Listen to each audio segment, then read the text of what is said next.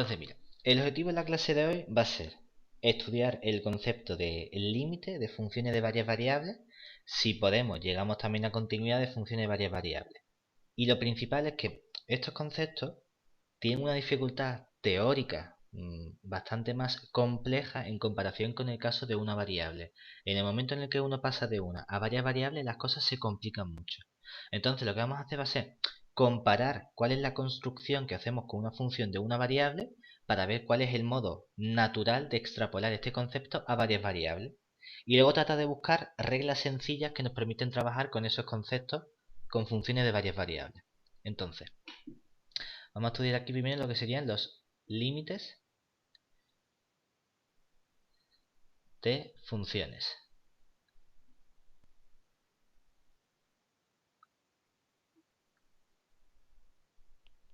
Entonces vamos a recordar primero lo que sería el caso de una función de una variable real, es decir, sea f, una función que va a priori de R en R.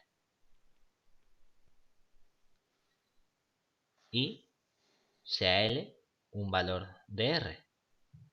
Entonces, dado un punto x sub 0 perteneciente a R, aquí no nos estamos fijando en tiene que ser un punto de acumulación de un conjunto, no, simplemente en general como si fuese de R en R, no hay ningún problema, no nos preocupamos de estas cosas. ¿Qué significaba el límite? Es decir, dado un punto x sub 0 de R, decimos que f tiene límite L en x igual a x sub 0 si el límite cuando x tiende a x sub 0 de f de x vale precisamente L. Claro, el problema de esto es que esto es simplemente notación. Esto es una forma de escribir algo, pero esto no me dice a mí nada, no me da... ¿Qué significa esto? ¿Que yo escribo esto igual a L y ya está? No, ahora vamos a decir cuál es la definición. La definición formal que nosotros tenemos de límite, que lo representamos de esta forma, es que tenemos nuestra definición conocida como epsilon delta. Para todo epsilon mayor que 0, existe un delta que obviamente normalmente no se pone, pero como el delta viene detrás del epsilon, el delta depende del epsilon. Y como estoy fijando el punto x sub 0, también depende del punto x sub 0. Pero esto no solemos escribir simplemente delta, ¿de acuerdo? Sin escribir la dependencia. Mayor que 0, tal que si el valor absoluto de x menos x sub 0 es menor que delta, entonces el valor absoluto de f de x menos L es menor que epsilon, ¿de acuerdo? Es decir, geométricamente, ¿cómo entendemos esto? Lo que estamos diciendo es que si yo tengo mi función y represento la gráfica de la función, tengo aquí el x, vamos a poner el punto x sub 0 por aquí, por ejemplo, y0, siempre dibujo más o menos la misma función, una cosa así, esto sería y igual a f de x, y lo que estoy diciendo es que algo tiene límite L, si ponemos por ejemplo aquí el L, si lo que está ocurriendo es que conforme yo me estoy acercando al punto x sub 0, es decir, en este punto x sub 0 más un poquito, y x sub 0 menos un poquito, entonces las imágenes tienen que estar dentro de este intervalo L más epsilon y L menos epsilon, ¿de acuerdo? Que todo esto tiene que estar aquí dentro. Eso me está diciendo que el límite valga L. Conforme yo voy haciendo más pequeño este intervalo, es decir, conforme voy achicando este valor, entonces se supone que también se va achicando el intervalo correspondiente para la L, ¿vale? Eso nos está diciendo geométricamente cuál es el comportamiento del límite. Claro, y ahora lo que vamos a hacer va a ser extender este concepto a funciones de varias variables, ¿de acuerdo? Es decir, ahora vamos a trabajar con funciones reales de varias variables reales. Es decir, consideramos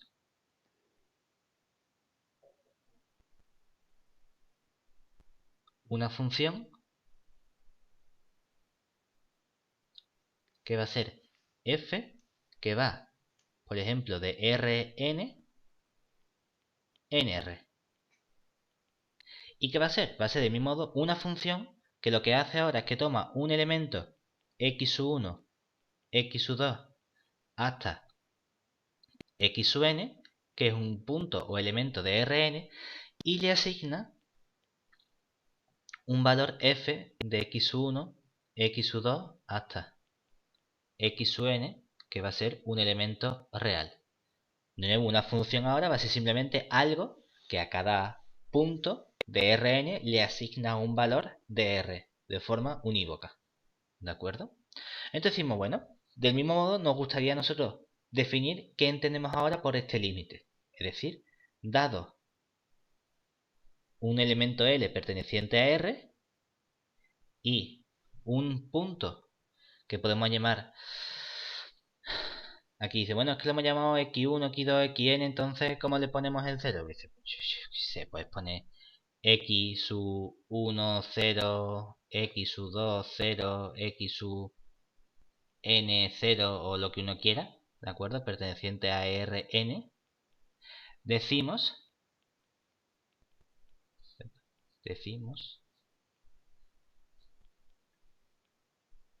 que mi función f tiene límite L en el punto x10, x20 hasta xn0, si dice, bueno, pues vamos a la misma notación. Es decir, lo que escribimos ahora es que el límite, cuando el punto x1, x2 hasta xn tiende a este punto x10, x20 hasta el xn0 de la función f de x1, x2 hasta xn, vale L.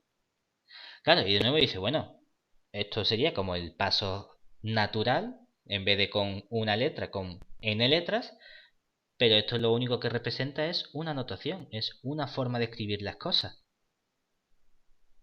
¿Cómo calculamos esto realmente? Ahora viene aquí la definición epsilon delta. Es decir, aquí escribimos si y solo si, de forma natural, para todo epsilon mayor que 0, existe un delta, que igual depende del epsilon y este punto x sub 0 que tenemos, mayor que 0, tal que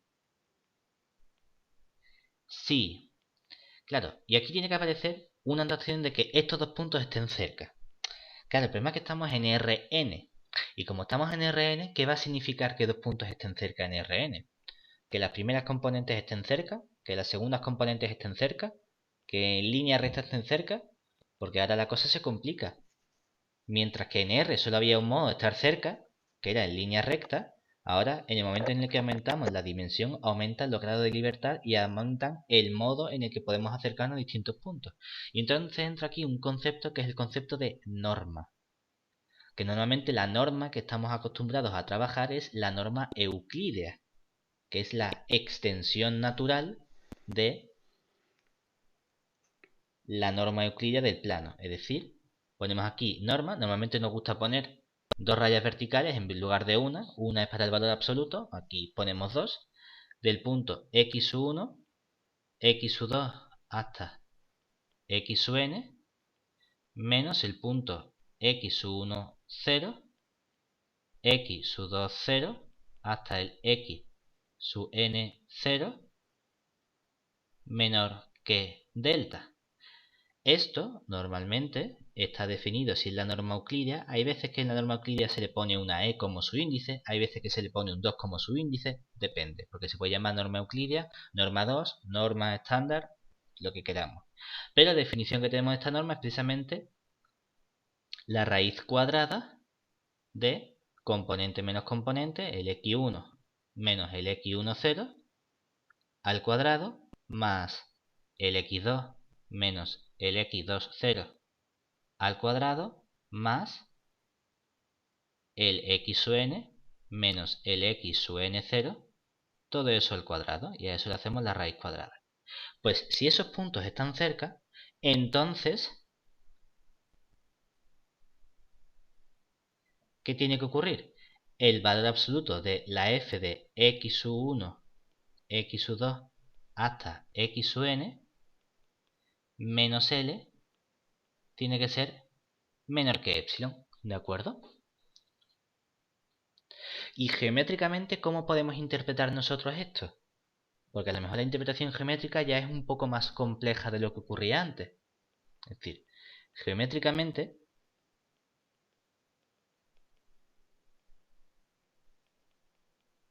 ahora tenemos la siguiente situación.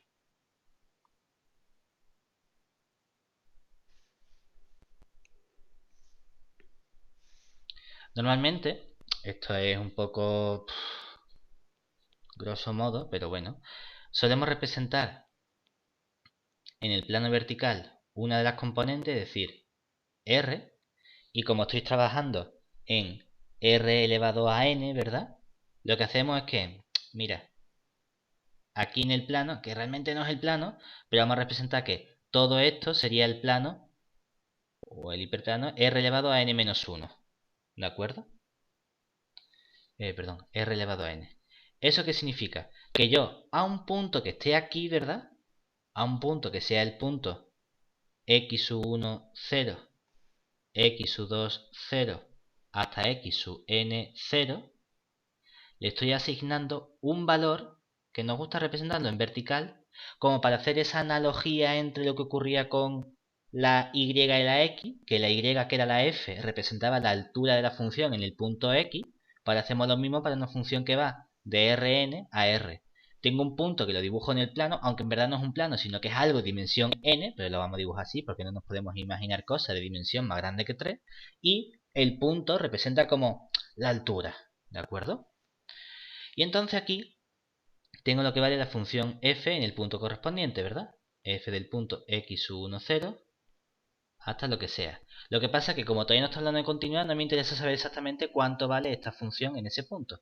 Simplemente voy a buscar un valor que sea la L. Por ponerlo en perspectiva, aquí tengo este valor L, ¿de acuerdo?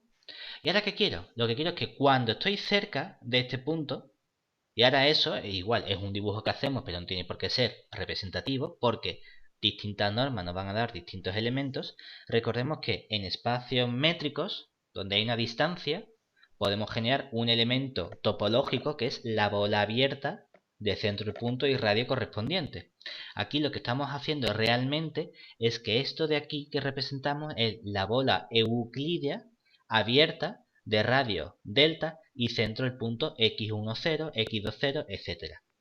Entonces esto podríamos representarlo realmente diciendo, bueno, pues tenemos unos elementos que lo llamamos bola porque cuando hacemos las cosas bonitas y tomamos la distancia euclídea, la bola de verdad es una bola, es algo redondo.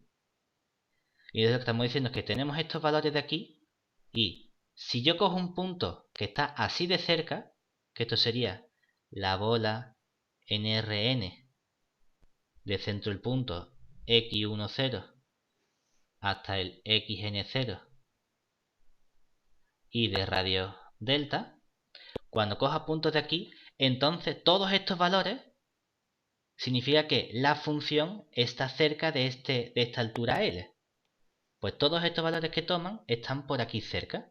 Dice, claro, esto a lo mejor ya es un poquito más complicado de representar, pero bueno, porque por aquí tienes tu L menos epsilon, L más epsilon, L menos epsilon, y que más o menos, claro, dice ahora como estamos en varias dimensiones, ¿verdad? Pues esto representaría, yo que sé, algo así como una especie de caja de zapatos, algo, que estamos aquí metidos, que todos nuestros valores queden aquí dentro.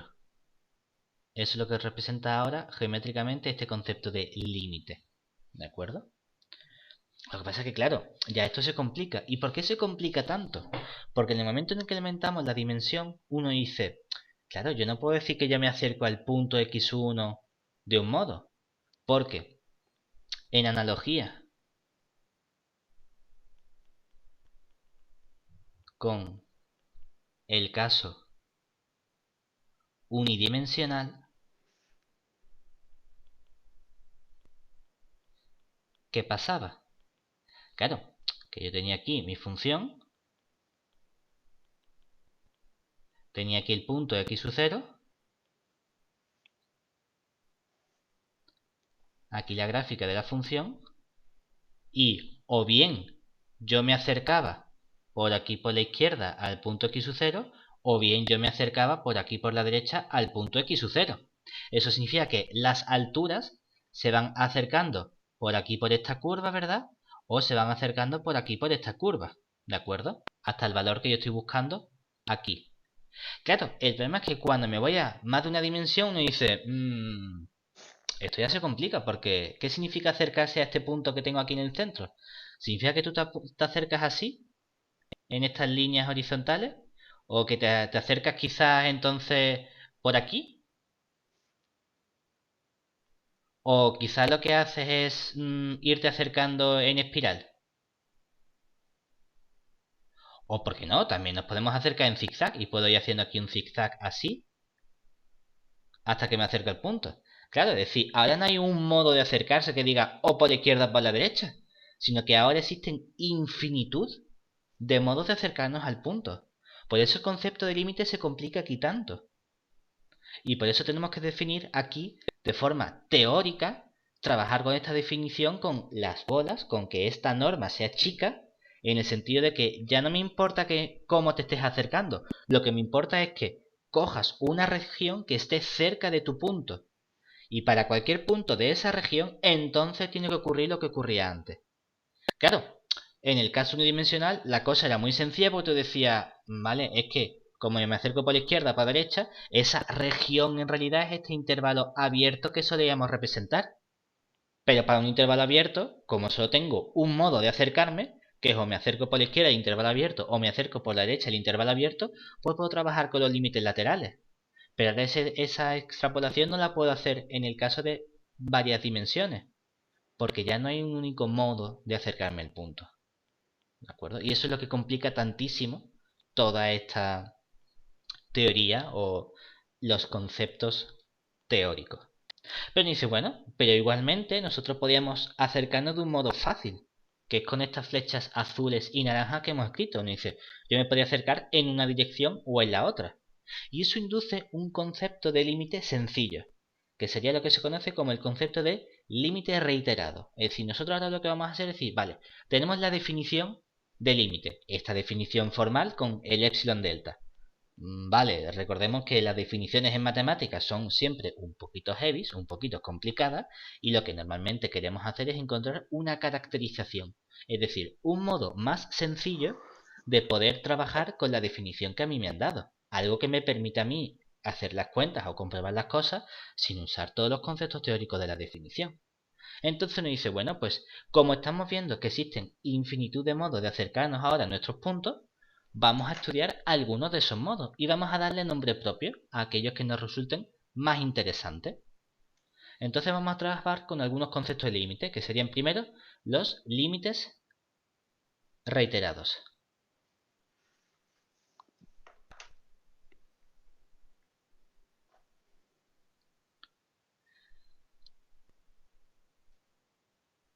Entonces, ¿qué va a ser un límite reiterado? Dices, bueno, pues sea f una función que va de Rn en R.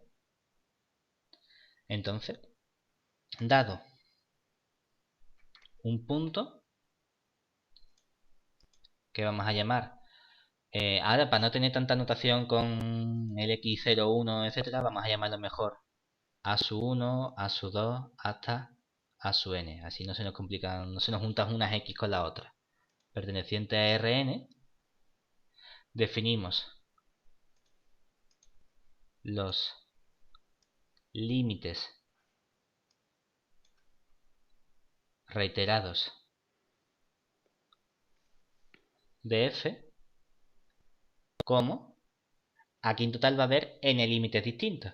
Es decir, lo que estamos diciendo, bueno, pues yo puedo coger y calcular el límite cuando las x sub 1 tiende el punto a sub 1 del límite cuando la x sub 2 tiende el punto a sub 2 del límite cuando la x sub 3 tiende el punto a sub 3 del... Así hasta que llegamos al límite de la función x sub n tiende el punto a sub n de f de x sub 1, x sub 2 hasta x sub n. 1, 2, 3, ¿de acuerdo? Sí. Es decir, esto sería 1, pero en general tenemos que esto no va a ser otra cosa que el límite cuando el x sub y tiende al a sub i del límite cuando el x sub j tiende al a sub j del... Y así estaríamos al límite cuando...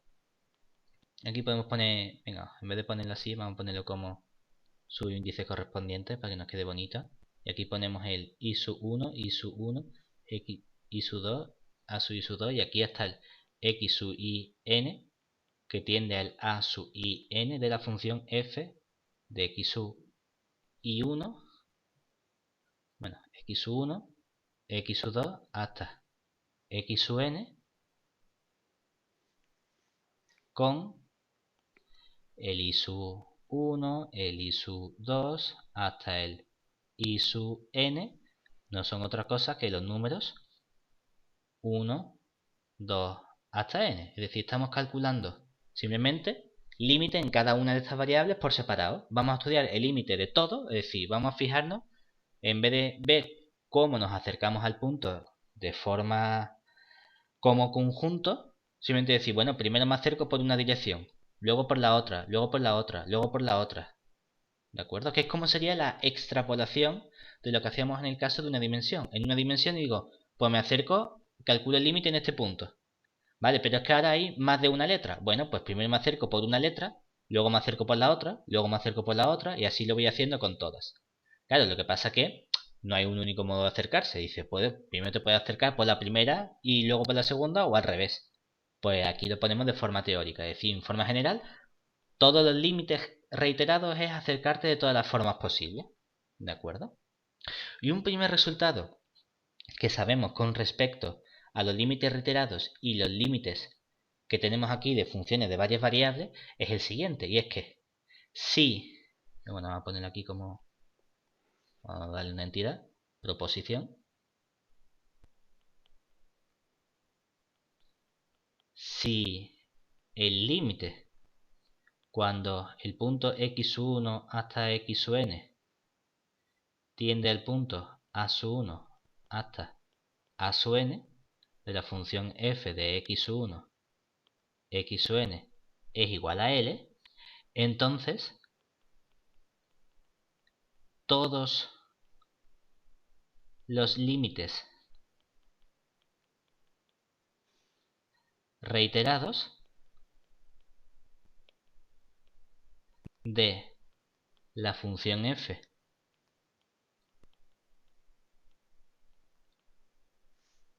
en el punto a sub 1, a sub 2 hasta a sub n existen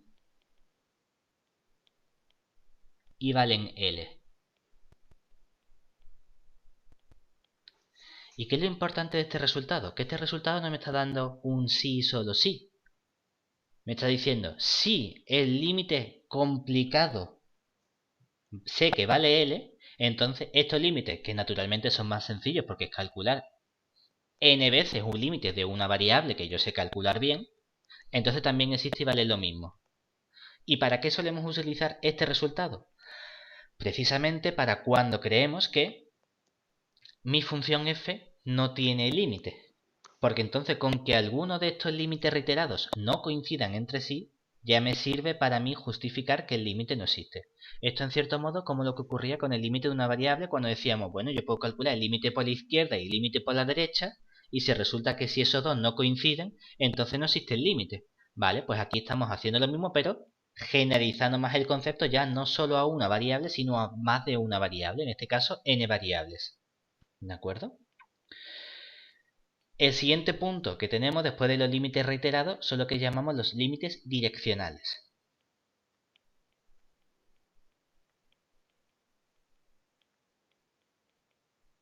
Direccionales. ¿Y entonces en qué consisten los límites direccionales?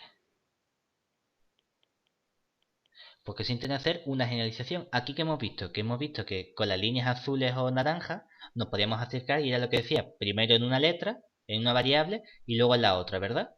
Pero también había un modo más complicado que podía ser con la línea morada o la línea verde, que eso ya no es me acerco en una dirección y me acerco en la otra, sino me acerco siguiendo una función. Y eso es lo que va a hacer un límite direccional. Lo que va a decir es fijo una función que me está dando una trayectoria con la que yo me acerco al punto. Y voy a fijarme únicamente en los puntos de esa trayectoria. Obviamente, la línea morada no son todos los puntos que están dentro de este círculo, pero son algunos de esos puntos. Y eso es lo que nos va a interesar. Entonces, sea f una función igual que va de Rn en R. Y sea g otra función. ¿Qué hace esta función? Esta función, ¿de dónde a dónde va? Va también de Rn en R. Lo que pasa es que en vez de tomar de Rn, vamos a tomar de Rn menos 1. Vamos a bajar 1 de dimensión, ¿vale? Entonces, definimos el límite direccional de f en la dirección de g en el punto a1, a2 hasta a(n), perteneciente a Rn, como límite, y aquí escribimos la siguiente notación, ponemos aquí el punto x1, x2 hasta x(n), y ahora hay una variable que vamos a despejar. Todo esto tiende al punto a(1, a(2 hasta a(n), y ahora lo ponemos de una dimensión porque lo que estoy diciendo es que aquí hay una variable x sub j que vamos a despejar e igualar a la función g en la x1, la x2 hasta la x sub n, donde aquí no aparece x sub j, ¿de acuerdo? Y es el límite de esta función de la f en el punto x1, x2 hasta x sub n, que simbólicamente, ¿qué estamos haciendo? Estamos fijando una trayectoria por la cual nos vamos acercando, ¿de acuerdo? Y ahora, ¿qué pasa con esto de aquí entonces? Claro, que de modo general tengo el mismo resultado. Y es que, proposición, igual que ocurría antes, si existe el límite de f en el punto a(1, a(2 hasta a(n) y vale L, entonces existe el límite direccional a través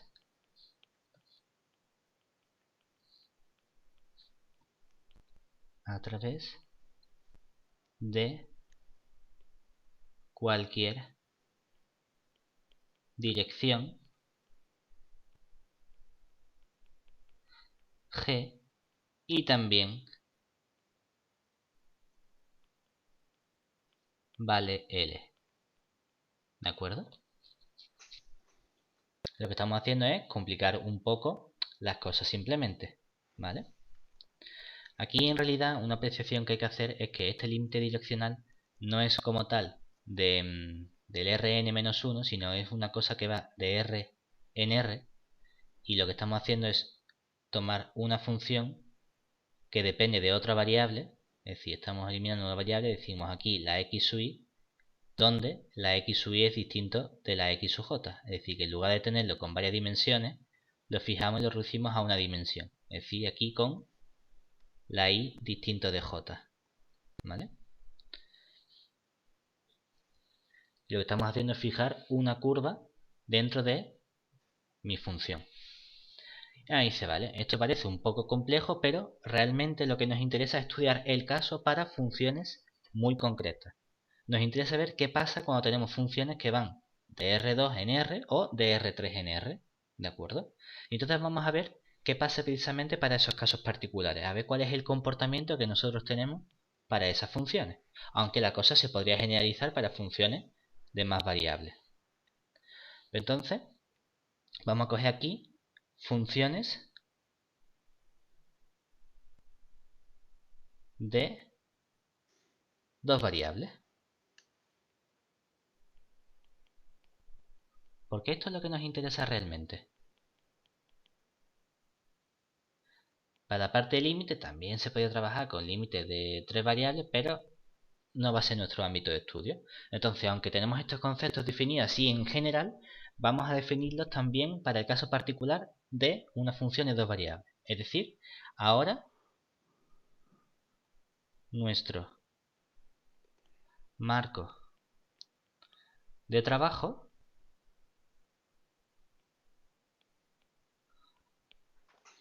va a estar compuesto por funciones f que van de R2 en R, ¿de acuerdo? Que podemos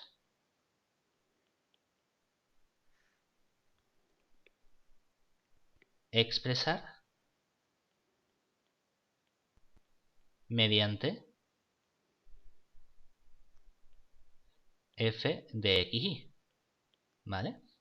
Entonces vamos a ver los distintos conceptos. Primer concepto, definición. Ese concepto de límite de variables generales es lo que se conoce como el límite doble. Entonces, decimos que una función f que va de R2 en R tiene límite doble L en el punto. Y aquí pues gustan los colores. O ponemos como ya le llamamos xy, como son dos variables, estamos acostumbrados a llamarlo xy en lugar de x1 o x2. Nos gusta más. Podríamos haberlo dejado como x1 o x2. Pero, ¿para qué vamos a poner subíndices si únicamente hay dos? Igual que si hay tres, pues a lo mejor decimos x y z. Cuando ya uno va a 4 dice, bueno, x y z, t, w, bueno, pues a lo mejor ya empiezas x1, x2, x3. Ahí siempre está la duda de en qué momento pasas de letras particulares a subíndices. Bueno, pues depende de cómo uno esté más cómodo. Y aquí igual, pues podemos poner o x0 y su 0, que es clásico, o poner a y b, me da exactamente igual, lo que uno prefiera.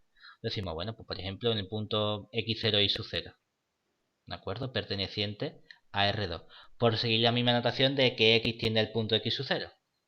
Entonces, decimos que tiene límite doble en este punto si, y aquí entra la definición formal, para todo epsilon mayor que 0, existe un delta mayor que 0, tal que si. Y Ana dice, bueno, pues podemos poner aquí la norma, aunque hay veces que la norma para vectores o elementos de R2 lo ponemos en vez de con 2 con una raya vertical simplemente, como si fuese el valor absoluto. Va a depender de la persona, de lo que uno prefiera escribir, si con 2 o con una. De momento vamos a poner 2 únicamente para hacer la distinción. Que la norma de x menos x0 sea menor que delta implica que el valor absoluto de f de x menos L es menor que epsilon. ¿De acuerdo? En ese caso... f de x, sí, ¿no? Pondríamos. Sí, es... f de x y f de x. Perdón. Estoy aquí con dos variables. F de xy menos L es menor que epsilon. En ese caso, escribimos que el límite doble, como notación, cuando xy tiende al punto x0 y su 0, de f de xy es igual a L. ¿De acuerdo? Y ahora, esto tiene una interpretación geométrica muy similar a la que habíamos hecho antes, porque habíamos hecho ese abuso de notación y decir, bueno, Rn es el plano, bueno, realmente no es el plano, pero nos entendemos, y es que geométricamente tenemos entonces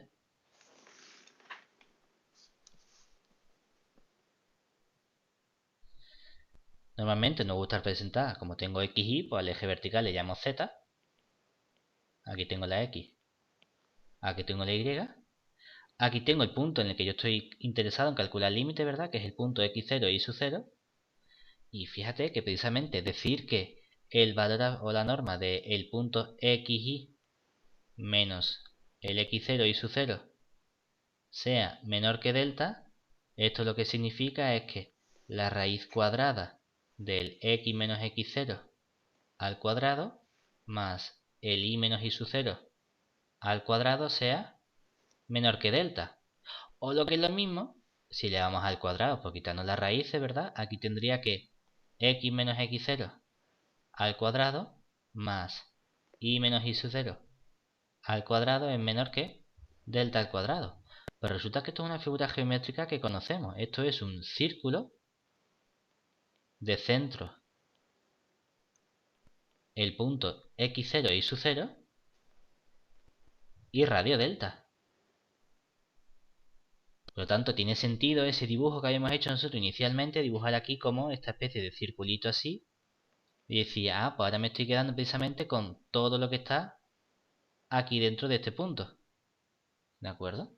Este sería este conjunto de puntos que lo llamamos normalmente bola NR2 de centro el punto x0 y su 0 y radio delta, que no es otra cosa, todo el conjunto de puntos xy pertenecientes a R2, tales que la norma del xy menos el x0 y su 0 es menor que delta.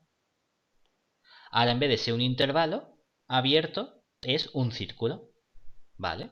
Pues lo que estoy diciendo es que las alturas de estos puntos tienen que estar cerca de mi límite L que estoy buscando. Esa es la interpretación geométrica que estamos haciendo ahora. Lo que pasa es que complica un poco más porque ya no estamos trabajando únicamente con una forma de acercarnos, sino con varias formas de acercarnos. ¿Hasta ahí bien? Sí.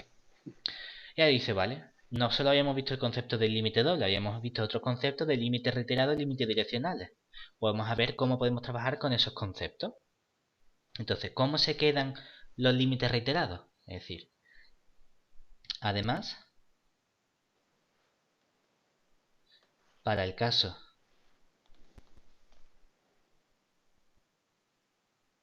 de una función f que vaya de R2 en R, podemos definir los límites reiterados y los límites direccionales del siguiente modo.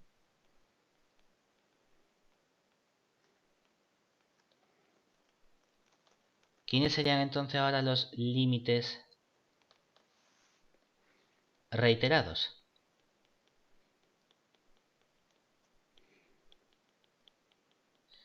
Serían dos límites. O bien el límite cuando x tiende al punto x sub 0 del límite cuando y tiende al punto y sub 0 de f de xy,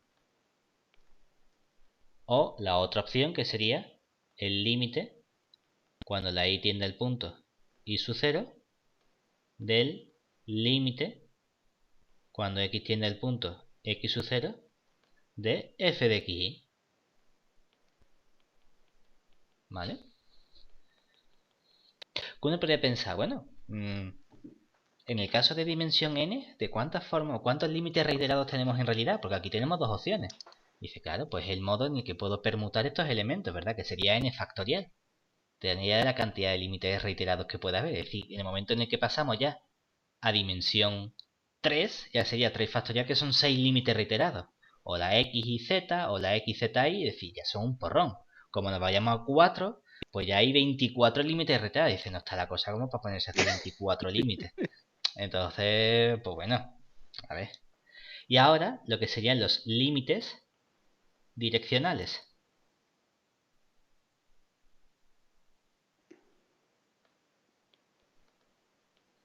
¿Qué serían esos límites direccionales? Hombre, obviamente estamos buscando en el punto x0 y sub 0, ¿verdad? Entonces, pues sea g una función que va de r en r, de modo que, hombre, pues por lo menos tiene que pasar por el punto x0 y sub 0. Es decir, que g de x sub 0 tiene que ser igual a y sub 0. Entonces el límite direccional lo escribimos como límite cuando la xy tiende al x0 y sub 0 con g de x igual a y de la función f de xy. ¿Y por qué es esto tan fácil? Porque aunque todo esto es notación, que es una forma de escribirlo, esto en realidad, ¿cómo se define simplemente? Pues si tengo aquí y igual a g de x, ¿qué me entran ganas de hacer? De que en vez de la y por la g. Entonces esto se convierte simplemente en el límite cuando la x tiende al punto x sub 0, ¿de quién? De la función f de x, pero en lugar de y voy a escribir g de x. Esto es el límite direccional, así de tonto. Es cambiar una variable. Claro, geométricamente, ¿qué me está diciendo este límite direccional? O bueno, vamos a poner aquí los dos, la interpretación geométrica que tienen los dos límites, tanto los reiterados como los direccionales. Por un lado, tendríamos,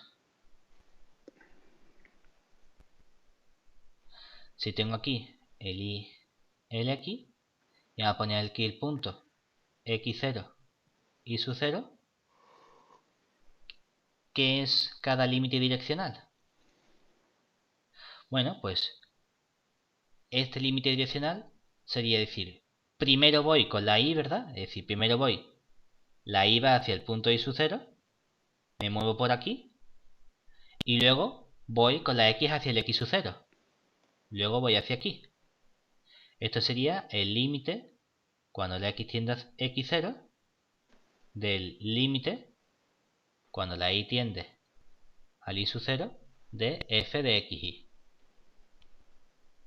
¿De acuerdo? Oye, que lo hemos puesto desde abajo, pero también nos podemos acercar desde arriba. Lo único que estamos acostumbrados a hacer la representación así porque así queda muy bonita.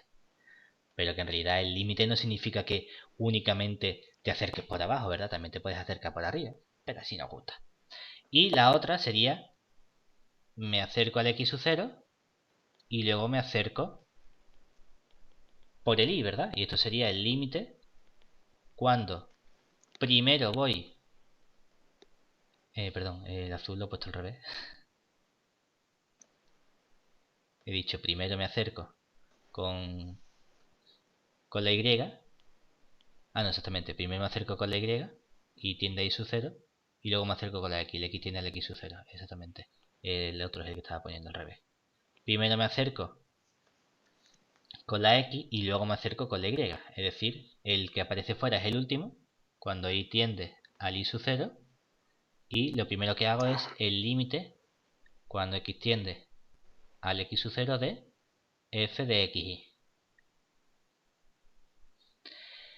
Y tenemos el otro caso, que es el caso de los límites direccionales. ¿qué estamos haciendo ahora? Estamos diciendo, bueno, tengo aquí nuestros puntos, tengo aquí el punto x0 y su 0, ¿y qué es el límite direccional? Tienes aquí el x sub 0, tienes aquí el y sub 0, y lo que está diciendo es, mira, hay una función g que es igual a y sub 0, es decir, tienes una gráfica de la función algo, y esta serie de función igual a g de x. Lo que estamos diciendo es que me estoy acercando por esta función, o por aquí, como queramos verlo, ¿de acuerdo? Pero únicamente me muevo por la línea morada, que es la gráfica de la función, y es el modo que tengo de acercarme al punto x0 y sub 0. Entonces así queda de modo muy sencillo la representación visual y geométrica que tienen estos conceptos de límites reiterados y límites direccionales, ¿vale? Y como decimos, nosotros realmente lo que nos va a interesar va a ser el caso de funciones de dimensión 2, es decir, de R2 en R. Y vamos a estudiar el límite doble y vamos a ver cómo calculamos esas cosas, ¿vale? Y entonces aquí lo que hay que tener en cuenta es que normalmente hay un truco a la hora de estudiar todos estos límites, que nosotros vamos a ver a continuación. Es decir, nuestro objetivo por un lado es de dos modos. ¿Para qué nos sirve principalmente el estudio de límites? Para definir la continuidad. ¿Por qué? Porque la continuidad lo que va a significar es que sé exactamente cuál es ese límite doble que tiene que ser. Tiene que ser lo que valga la función en el punto. Pero lo primero es, bueno, ¿cómo podemos calcular nosotros límites reiterados? Entonces, límites dobles. Entonces vamos a ver algunos ejemplos, ¿de acuerdo? Uno de los primeros ejemplos que tenemos es el siguiente. Ejemplo. Calcular, o bueno, más que calcular, vamos a ver si nos sale el límite que nos dice el ejercicio. Es decir, calcular el siguiente límite doble. Si existe, porque a lo mejor no existe. Entonces dicen calcular el límite cuando la xy tiende al punto 0, 0 de la función x cuadrado más x por y más y cuadrado, todo eso entre x cuadrado más y cuadrado. Vale, primer problema que vemos aquí, que decimos, hombre, es que a mí no me han dado ningún candidato al límite, no me han dicho, el límite puede ser 18, o puede ser 3, o puede ser 0, no lo sé, ¿verdad? Entonces, claro, aquí entra el problema de decir, yo no puedo usar directamente la definición porque no sé cuál es el valor de L que debo colocar. Lo primero que yo tendría que hacer sería buscar un candidato a lo que debe valer ese límite doble. Y entonces decimos, vale, de las herramientas que nosotros hemos visto asociadas a los límites dobles, hemos visto dos herramientas que son los límites reiterados y los límites direccionales.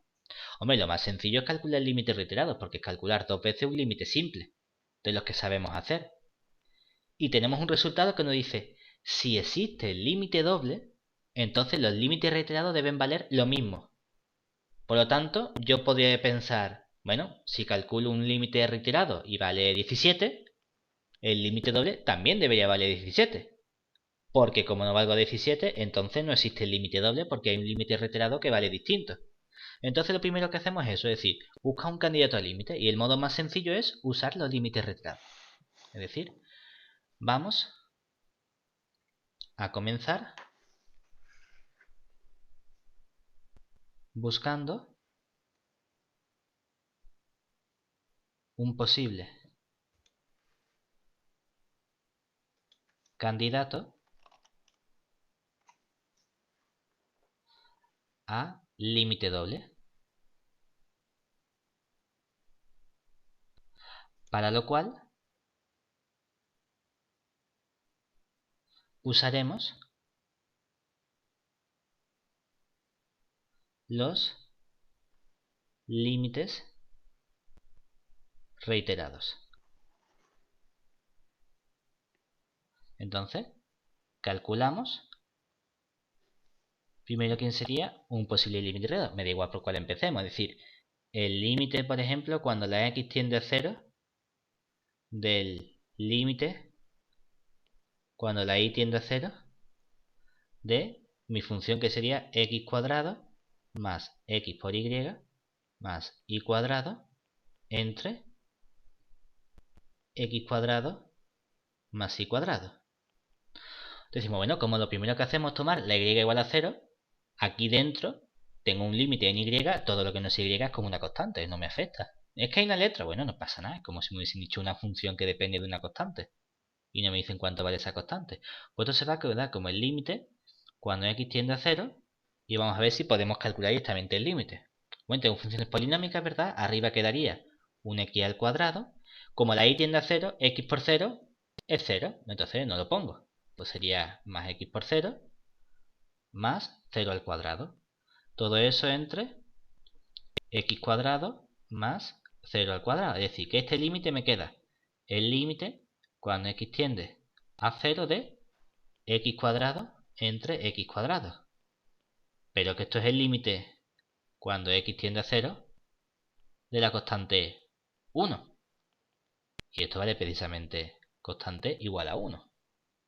Dice, vale, ¿eso qué me está diciendo ya? Me está diciendo que como tenemos un límite retirado 1, entonces, como uno de los límites reiterados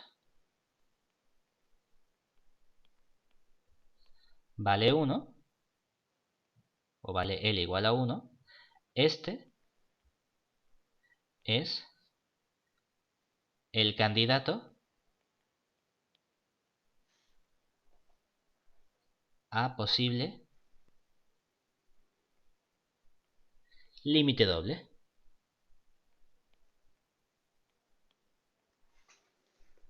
Y dice, bueno, como estamos calculando el límite reiterado, vamos a calcular el otro límite reiterado a ver si sale lo mismo o sale distinto. Porque si saliese distinto, ya directamente puedo decir, como hay dos límites reiterados que valen distintos, entonces el límite no existe.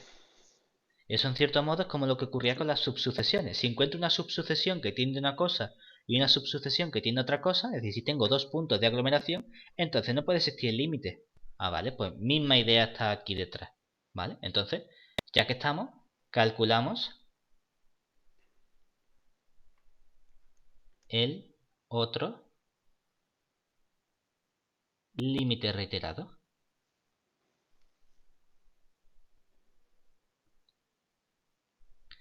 ¿Y entonces qué nos va a quedar? Bueno, pues nos va a quedar el límite, ahora sería cuando la y tiende a 0, del límite cuando la x tiende a 0 de la función x cuadrado más x por y más y cuadrado. Todo eso dividido entre x cuadrado más y cuadrado. Que esto nos quedaría el límite cuando la y tiende a 0. Y ahora haciendo la x tender a 0, x cuadrado se me elimina, x por y se me elimina y me queda y al cuadrado. Y abajo me queda 0 al cuadrado más y cuadrado sería también y al cuadrado. O sea que de nuevo y al cuadrado entre y al cuadrado vale 1 y el límite de una constante es la propia constante. O sea que vale 1. Que coincide con L. Claro, ojo. Entonces, no podemos afirmar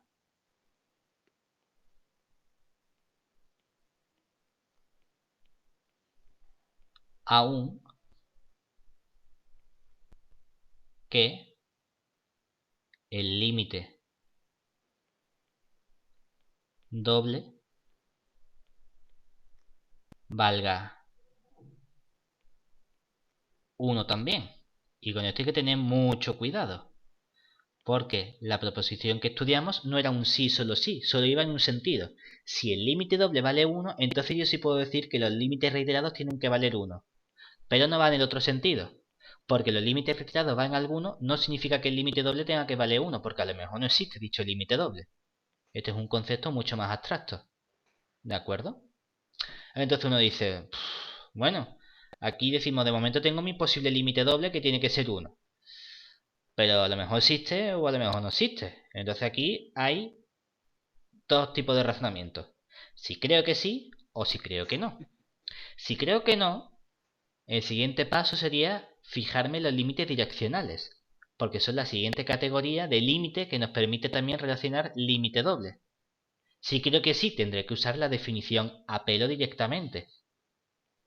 Entonces nos dice, bueno, como objetivo, siempre que a lo mejor no estoy seguro, porque ahora mismo no lo veo, más adelante vamos a ver algunos trucos. Por ejemplo, aquí tengo un cociente de polinomio, donde el grado de arriba es 2 y el grado de abajo 2.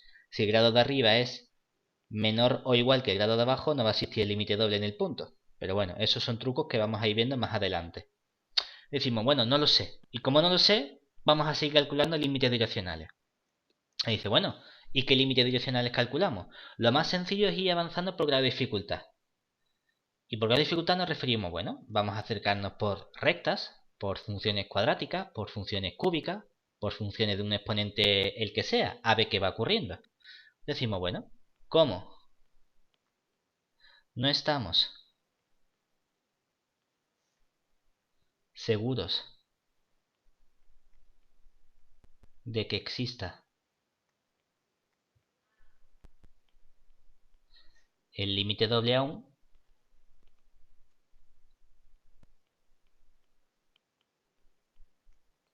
vamos a estudiar los límites direccionales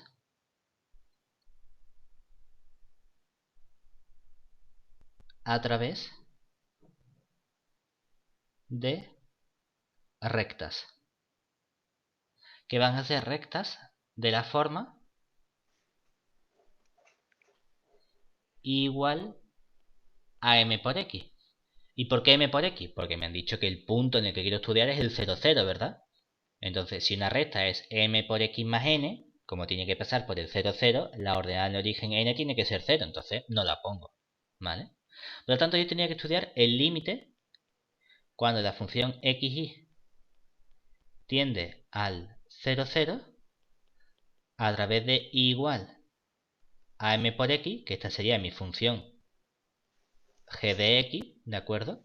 De x al cuadrado más x por y más y al cuadrado, todo eso dividido entre x al cuadrado más y al cuadrado. Y decimos, bueno, esto ya es tan sencillo como cambiar la y por x, y entonces se convierte en un límite simple. Se convierte en el límite cuando la x tiende a 0, y aquí tendría x al cuadrado más x por m por x más mx, todo eso al cuadrado, dividido entre x cuadrado más m por x, todo eso elevado al cuadrado, y decimos, venga, ¿qué cosas podemos hacer? Si me fijo, esto se escribe como el límite cuando x tiende a 0, y aquí vemos que tengo un x al cuadrado que puedo sacar factor común, y entonces aquí multiplica a un 1, aquí multiplica a una m, y aquí multiplica a un m al cuadrado. Y abajo puedo sacar también un x cuadrado factor común, que multiplica entonces a un 1, y de aquí a un m al cuadrado. Por lo tanto, simplificando los x al cuadrado, aquí me queda una constante porque la m no depende de x, y esto sería la constante 1 más m al cuadrado entre 1 más m al cuadrado. ¿Y qué le pasa a este límite? Que este depende del valor m perteneciente a r, ¿verdad? Por lo tanto, este límite no siempre tiene por qué valer 1. No, es que si la m vale 0, entonces, claro, pues si la m vale 0, en realidad esto es un límite direccional, un límite retirado simplemente. Pero como la m valga 2, ya este número es distinto de 1. Pero entonces aquí me queda algo que es distinto de 1, que era lo que debía valer el límite doble. Entonces, podemos afirmar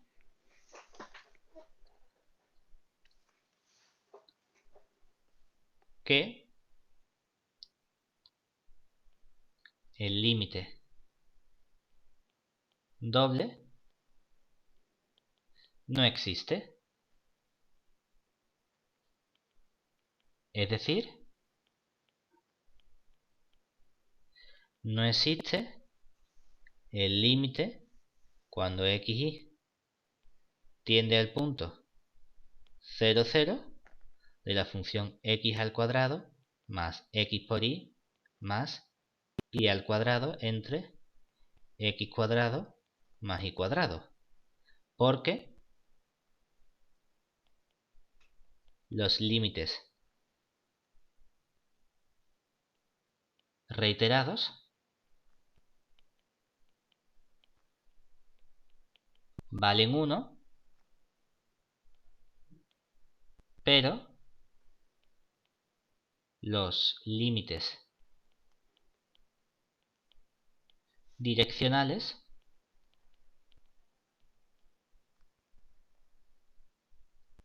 a través de rectas de la forma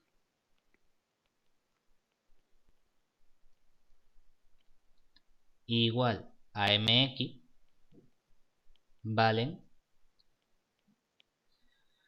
1 más m al cuadrado entre 1 más m al cuadrado, que es distinto de 1.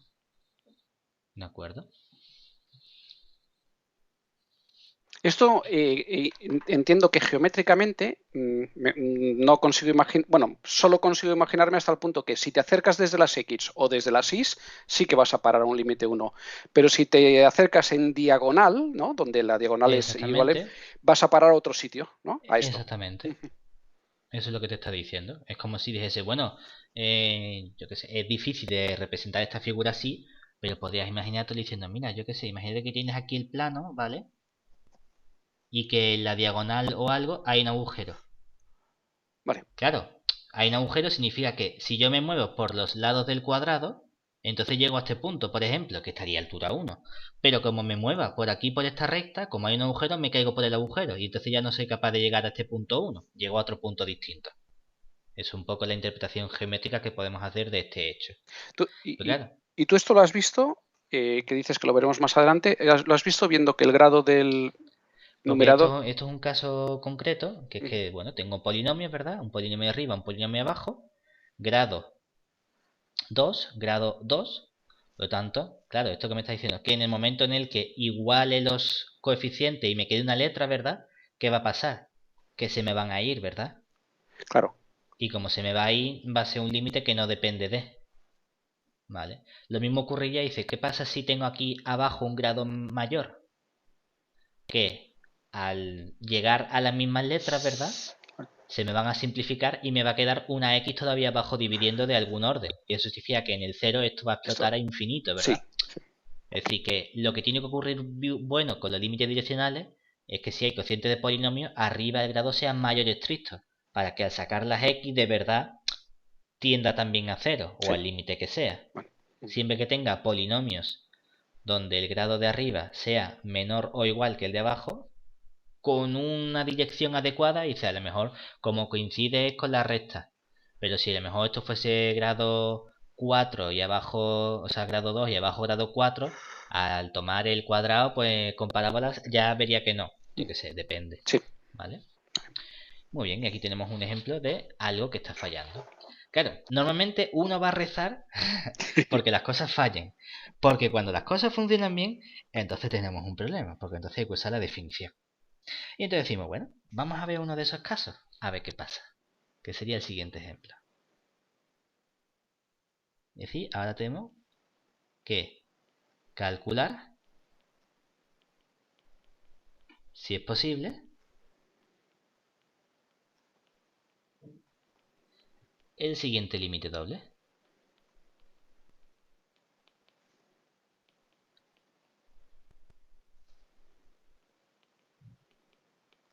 Ahora tiene que calcular el límite doble cuando la xy tiende al punto 0, 0 de la función x al cubo entre x por y más y menos x al cuadrado. Y dice, bueno, vamos a pensar. Lo primero que trataría de decir sería decir, bueno, pues como tengo un cociente de cosas, ¿verdad? Y no sé el posible límite, vamos a calcular los límites reiterados. Entonces, comenzamos estudiando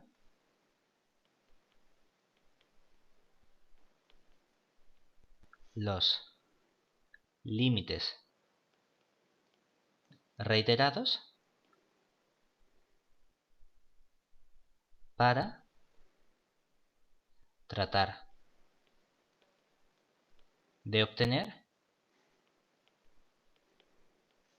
un candidato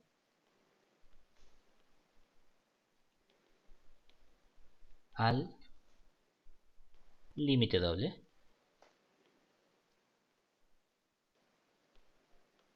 Decimos, vale, pues nos queda entonces el límite, por ejemplo, cuando la x tiende a 0, del límite cuando la y tiende a 0, y aquí nos queda la función x al cubo partido x por y más y menos x al cuadrado. ¿Qué tendríamos aquí? Pues aquí nos quedaría el límite cuando la x tiende a 0 de la función que me queda, como la y tiende a 0, x por y es 0, la y es 0, me quedaría x al cubo entre menos x cuadrado. O sea que lo que es lo mismo, el límite cuando la x tiende a 0 de menos x, que el límite es sencillo y vale simplemente 0. ¿Vale? ¿Eso qué significa? Que entonces yo ya puedo afirmar aquí que el posible candidato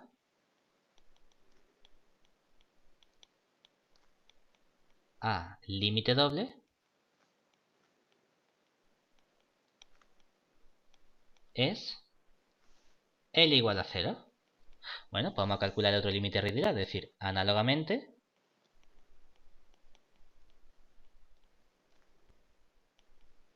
estudiamos qué pasaría ahora con el límite cuando y tiende a 0 del límite cuando x tiende a 0 de x al cubo entre x por y más y menos x al cuadrado. Y si nos fijamos, ahora nos quedaría el límite cuando y tiende a 0 de quién. Arriba me quedaría 0 y abajo me quedaría y simplemente, ¿verdad? Pero ojo que esto es simplemente la constante 0. Esto ya es una constante de por sí, entonces cuando tomamos el límite de la constante nos queda la propia constante, que es 0. Entonces, claro, aquí el problema es que no podemos afirmar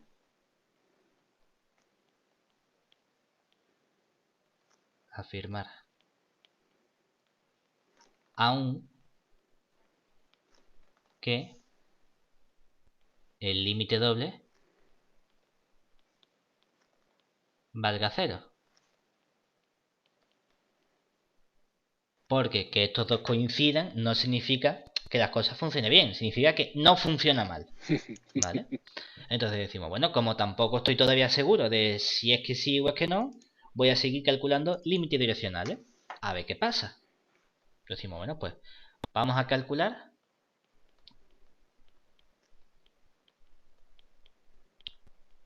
ahora límites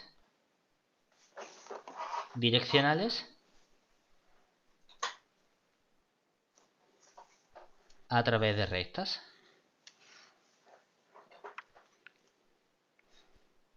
Y como seguimos en el punto 0, 0, pues la recta va a ser la forma igual a m por x.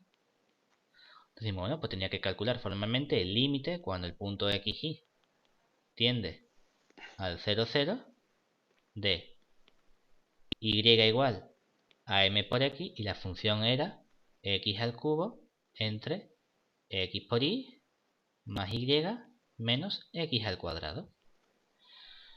Muy bien, dice, bueno, pues esto que me quedaría el límite cuando x tiende a 0 de la función x al cubo entre, y aquí me queda x que multiplica a mx más mx menos x cuadrado.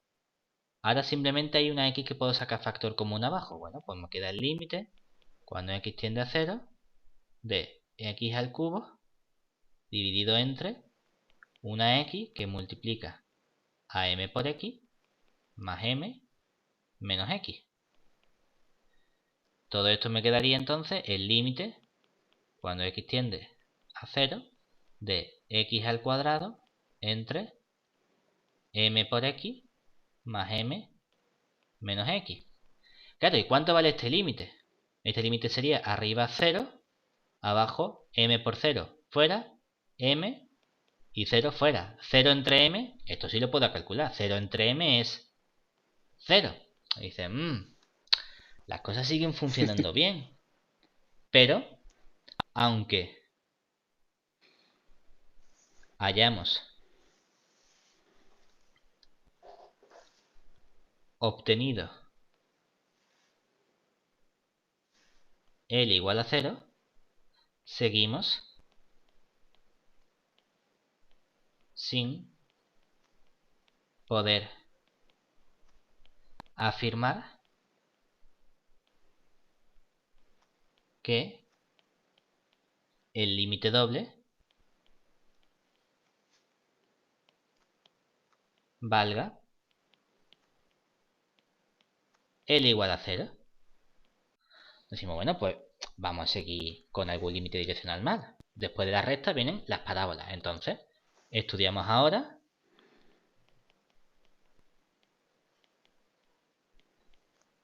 qué pasa cuando calculo el límite cuando la xy tiende al 0, 0 a través de y igual a m por x al cuadrado de mi función, que sería x al cubo dividido entre x por y más y menos x al cuadrado.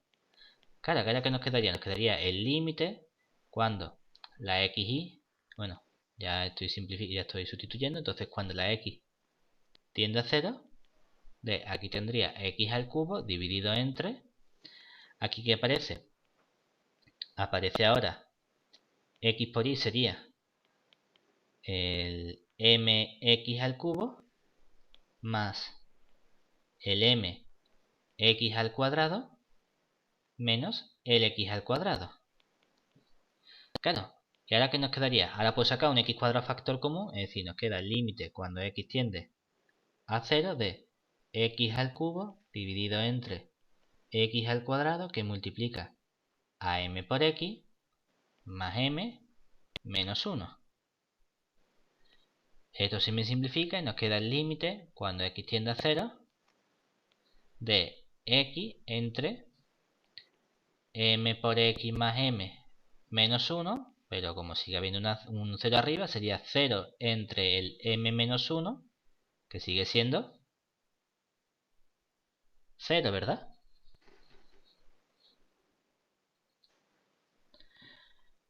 O sea que seguimos teniendo aquí ese problema, ¿verdad? Pero fíjate que aquí realmente dice, bueno, aquí esto era 0 porque obviamente la m tenía que ser distinta de 0, ¿verdad? Porque si la m no era distinta de 0, entonces no tenía sentido. Porque es simplemente igual a 0 y es un límite reiterado. Pero aquí, ¿esto siempre es 0? ¿0 entre menos 1 siempre es 0? O sea, hombre, no siempre. Siempre y cuando la m sea distinto de 1, ¿verdad? Entonces dice, aquí esto no nos importaba porque obviamente como condición natural la m tenía que ser distinta de 0. Si no, no tengo una recta, tengo un punto. Pero aquí lo que sé es que la m tiene que ser distinta de 0. Pero no hay nada de que la m tenga que ser distinta de 1. Cuidado. Entonces uno dice, aquí parece que hay un caso importante. Entonces, veamos qué pasa. Aunque lo estamos haciendo en direcciones generales, ahora vamos a concretar la dirección. Entonces, veamos qué ocurre a través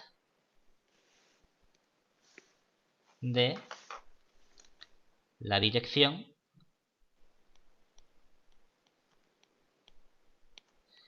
y igual a x al cuadrado.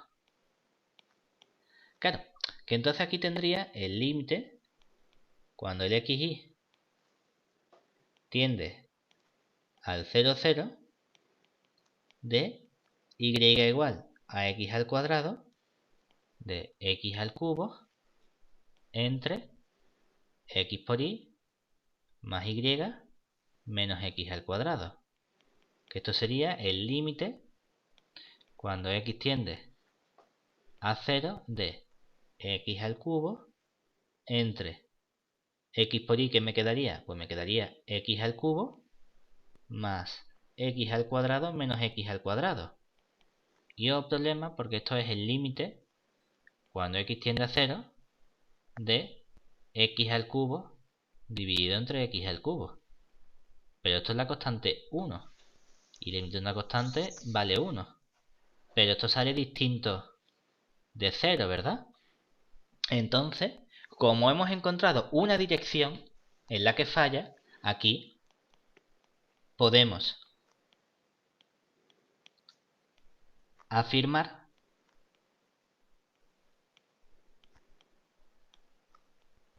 que no existe el límite doble cuando xy tiende al 0, 0 de la función x al cubo entre x por y más y menos x al cuadrado. Y uno dice, bueno, pues no se supone que antes hayamos dicho que si tiene un cociente de polinomio en el que el grado de arriba, que es 3, es mayor y estricto que el grado de abajo, que es 2. ¿No se supone que ese límite tiene que existir? Sí y no. Es decir, normalmente existe, pero realmente tengo que exigirle más condiciones a los polinomios. Y es que necesito que los polinomios sean homogéneos.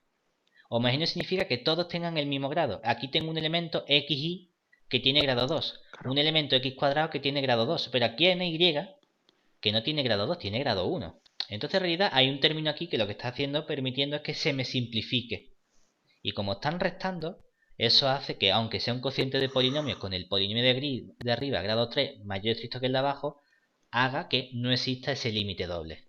Es decir, oye, es verdad que como norma general uno podría pensar, la intuición me dice que polinomio de arriba mayor que el de abajo debería funcionar bien. Aunque hay ciertos casos en los que me pueden poner uno que esté preparado para que la cosa no funcione bien. Claro, eso siempre va a estar ahí. Y las cosas no siempre tienen que ser bien maravillosamente buenas. Y siempre puedo tener algunos problemas. ¿Vale? Entonces uno dice, bueno, pues vamos a ver ahora un caso en el que las cosas funcionen bien. Porque es lo que nos interesa. Realmente esto está fantástico y esto está muy bien, pero lo único que estamos utilizando es realmente la herramienta del límite reiterado y el límite direccional para ver que las cosas fallan.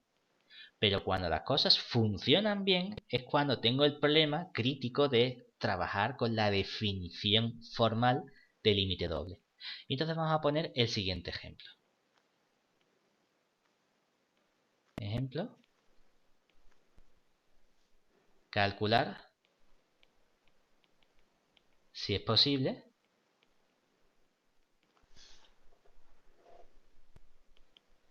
el siguiente límite doble.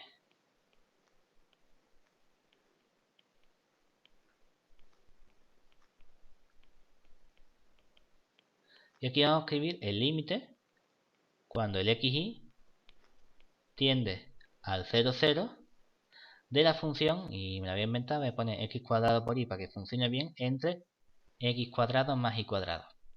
Que esta es una función muy tonta, ¿vale? Pero dice, bueno, vamos a ponerla, ¿verdad?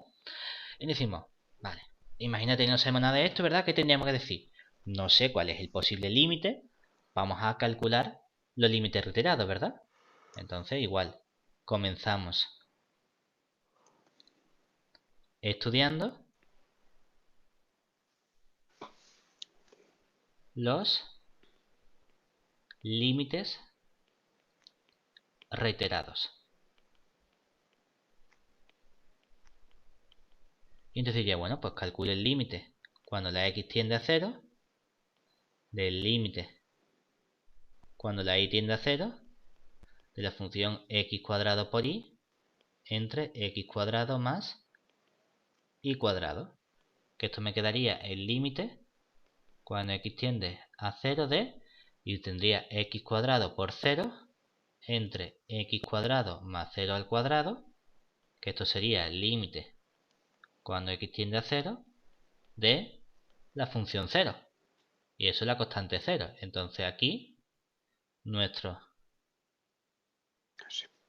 candidato a límite doble es L igual a 0. Vale. Análogamente, por si las cosas fallasen pronto, podéis dejar de calcular cosas, ¿no? El otro límite real sería el límite cuando y tiende a 0 del límite cuando la x tiende a 0 de x al cuadrado por y entre x cuadrado más y cuadrado. Que aquí nos quedaría de forma similar límite cuando y tiende a 0. Ya tendría aquí 0 al cuadrado por y dividido entre 0 al cuadrado más y al cuadrado. Esto me quedaría el límite cuando y tiende a 0 de la constante 0, que es simplemente 0. Y como esto vuelve a coincidir con mi candidato a límite L, no puedo decir que el límite doble valga 0, simplemente que las cosas no fallan. Decimos, vale, obviamente no sabemos que he puesto este ejercicio para que ya el tercero salga bien y veamos cuál es el proceso, ¿no? Entonces, ¿qué teníamos que decir? Límites reiterados. Límites direccionales. Es decir, calculamos a continuación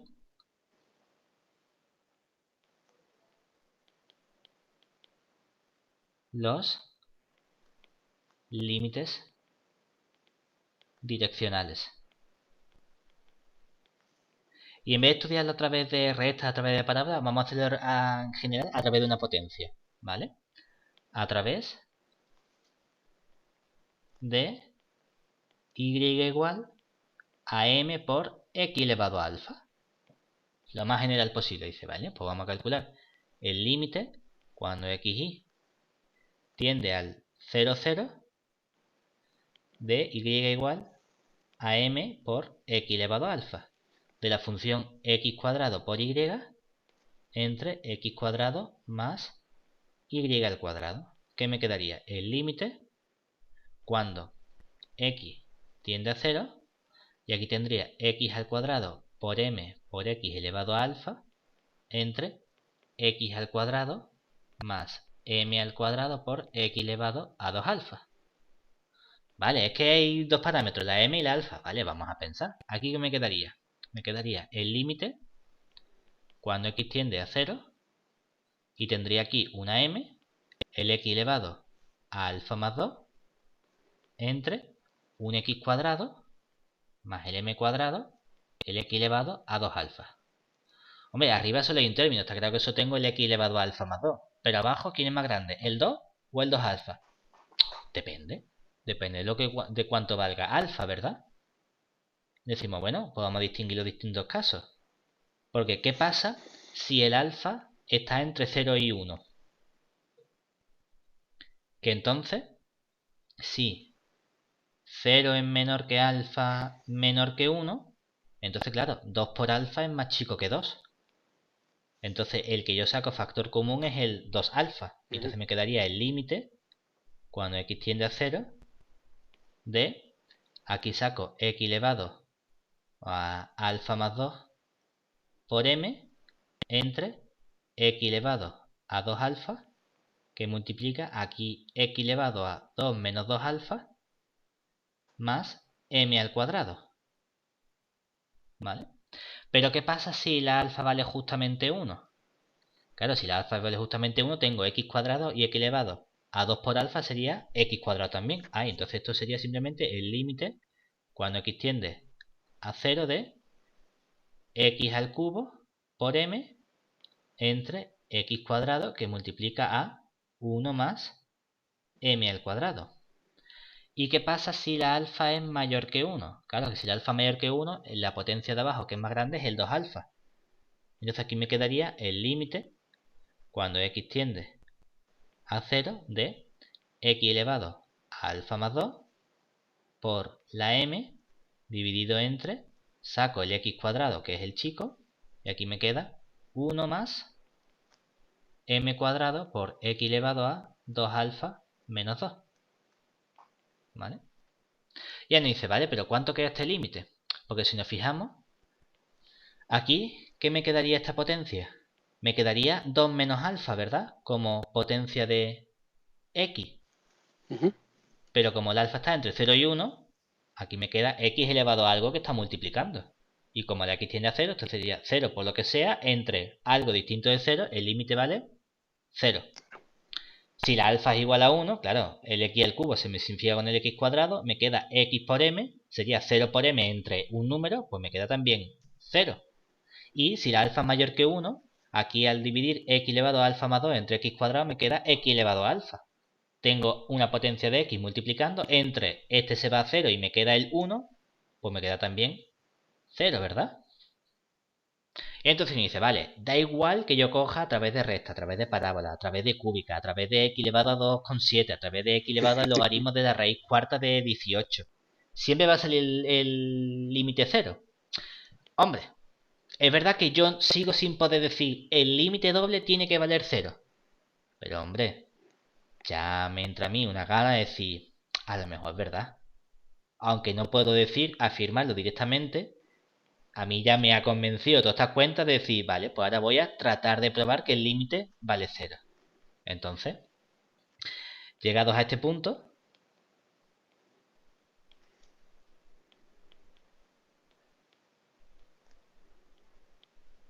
creemos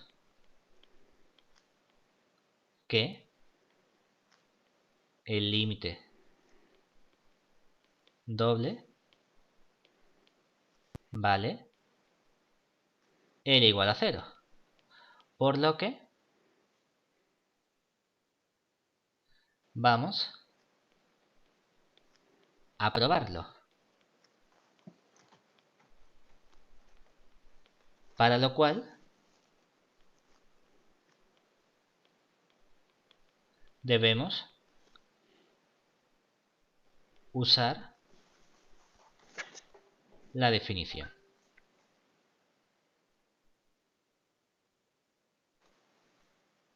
Y uno puede decir, oye, pues ¿no se supone que yo quería buscar una caracterización, algo que sea más sencillo que la definición? Y resulta que cuando las cosas tienen que ser lo que creemos que son, tengo que usar la definición. Pues sí, lamentablemente funciona así. Los límites retirados, los límites direccionales van a ser una herramienta muy buena para ayudarme a buscar el posible candidato al límite doble y para ver que ese límite doble no existe, porque algunas de las cosas van a fallar en un proceso intermedio. Pero como el límite doble exista y valga lo que tiene que valer, entonces voy a tener que recurrir a la definición. Y dice, bueno, ¿y cómo es esa definición entonces? Es decir, en nuestro caso,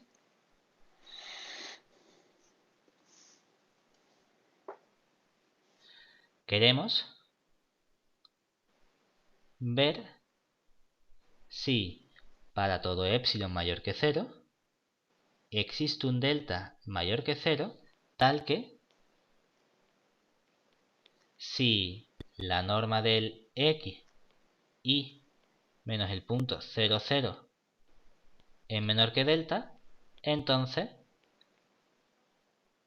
el valor absoluto de f de x menos la L que vale 0 sea menor que epsilon, ¿verdad?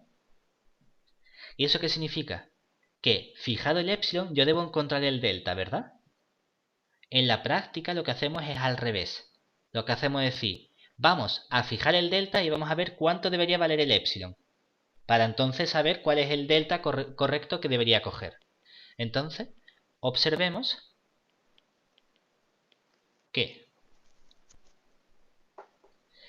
la norma del xy menos el 0, 0 es menor que delta si y solo si, como habíamos dicho, esto se convertía en que el x menos el 0, que es simplemente el x, lo elevo al cuadrado, más el y menos el 0, que es simplemente la y, lo elevo al cuadrado, es menor que delta y lo elevo todo al cuadrado para no tener raíz cuadrada, ¿verdad?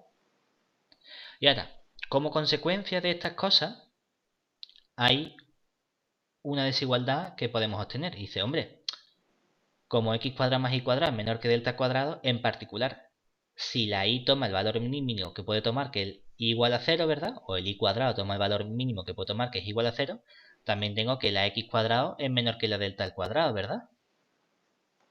O lo que es lo mismo escribir, quitando las raíces cuadradas, y hay que tener cuidado, porque el delta sí es verdad que es positivo. Entonces al tomar la raíz cuadrada, la única opción posible es que sea delta. Pero el de aquí es un número real, puede ser positivo o negativo. Por lo tanto aquí pongo que el valor absoluto de x sea menor que delta. Y del mismo modo puede decir, bueno, pues que la y cuadrado sea menor que delta al cuadrado, ¿verdad? Si solo si el valor absoluto de y es menor que delta.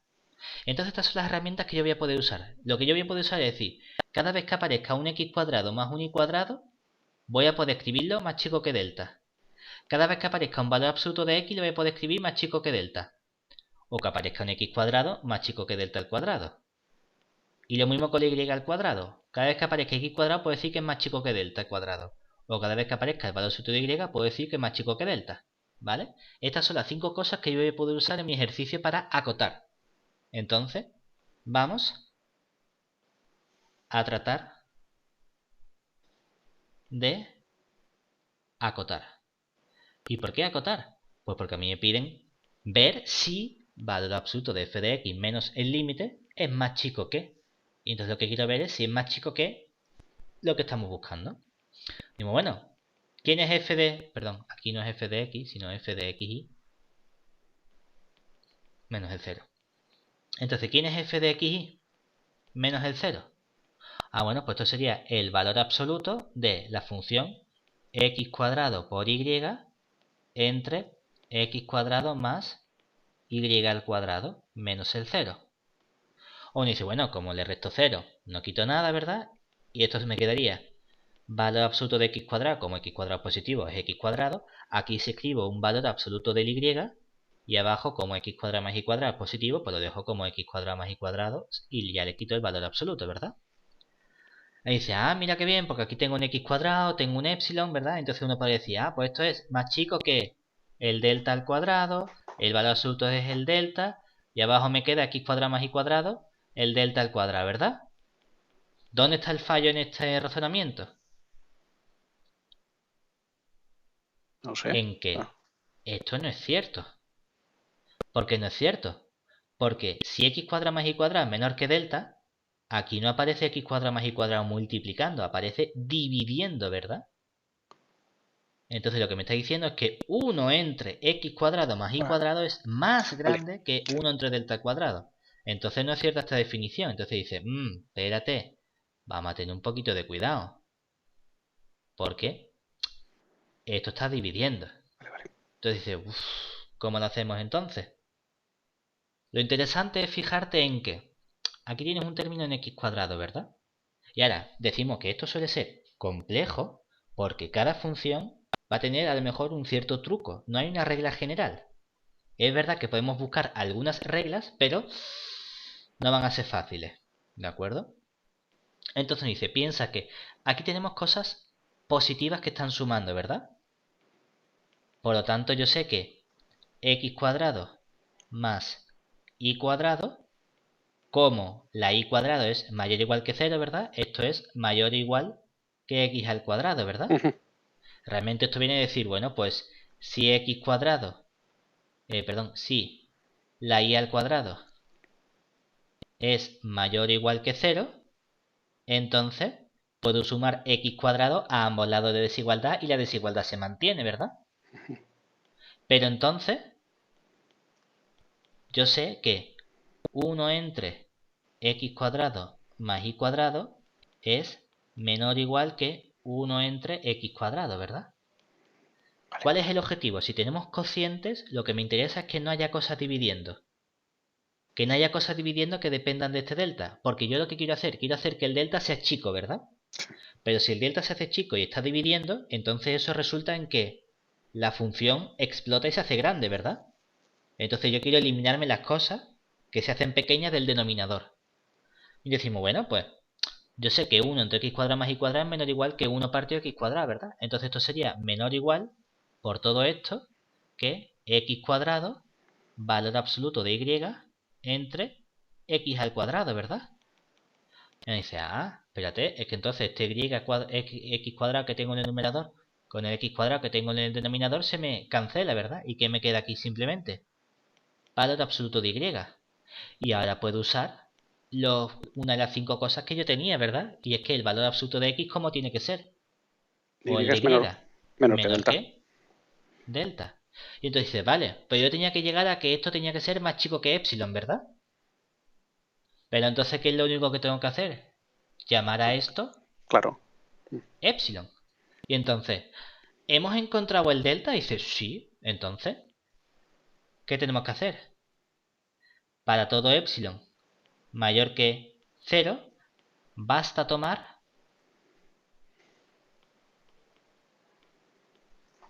delta igual a epsilon para ver que si la norma del valor absoluto de xy o del menos el 0, 0 es menor que el delta, que es precisamente el epsilon, entonces se tiene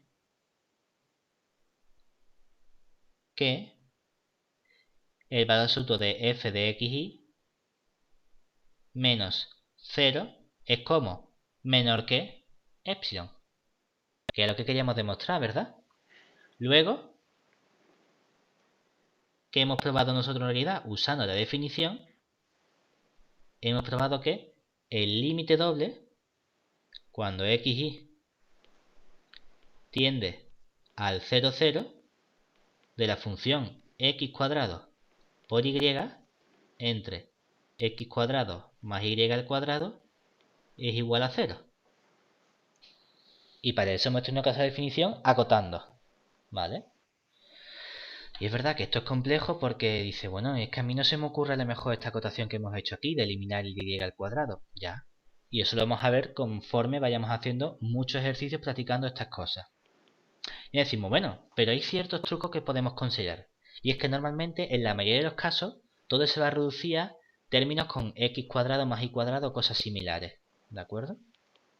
Por ejemplo, en este ejercicio hemos acotado así, ¿verdad?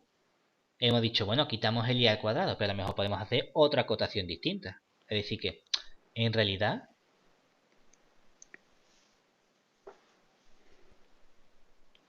podemos observar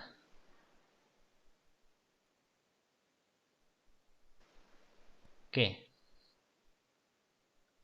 ¿cuánto vale x más y al cuadrado?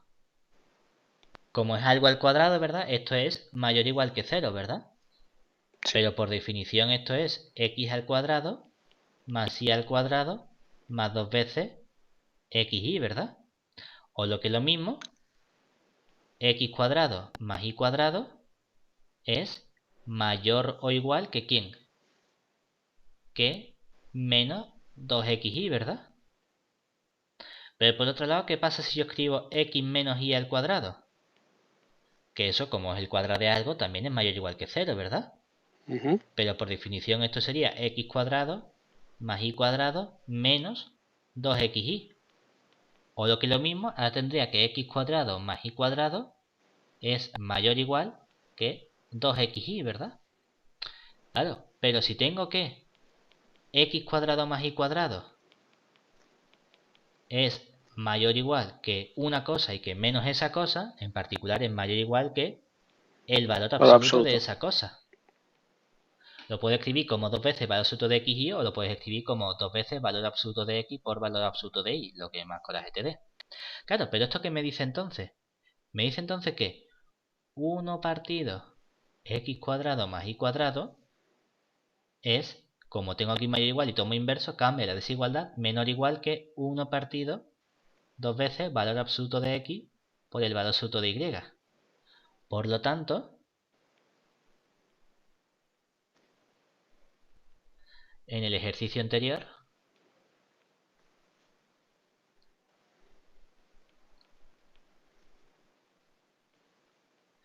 también podríamos haber acotado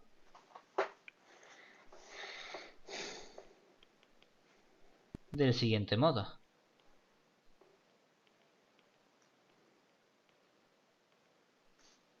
También puede haber dicho, bueno, como yo tenía el valor absoluto de la f de xy menos el 0, que esto era mi valor absoluto de la función x al cuadrado y entre el x cuadrado más y cuadrado menos 0, que esto se convertía en x cuadrado, valor absoluto de y, entre x cuadrado más y cuadrado, y decir, bueno, pues esto es menor o igual, utilizando este truco, que x al cuadrado por valor absoluto de y entre 2 veces valor absoluto de x por valor absoluto de y.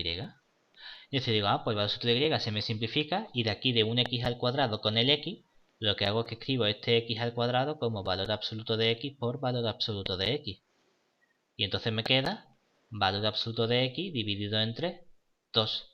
Pero yo uso que esto es menor que delta medio, ¿verdad? Porque yo sé que el valor absoluto de x estoy usando que es más chico que delta. Y entonces a esto es a lo que yo llamo epsilon. Es decir, el delta buscado tiene que ser igual a 2 epsilon. Luego, como para todo epsilon mayor que 0, basta tomar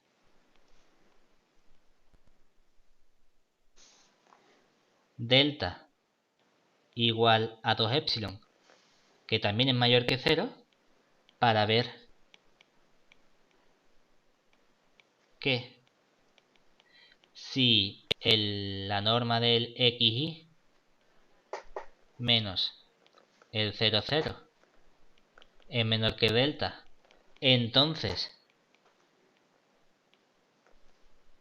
el valor absoluto de f de xy menos el 0 es menor que epsilon, también conseguimos probar que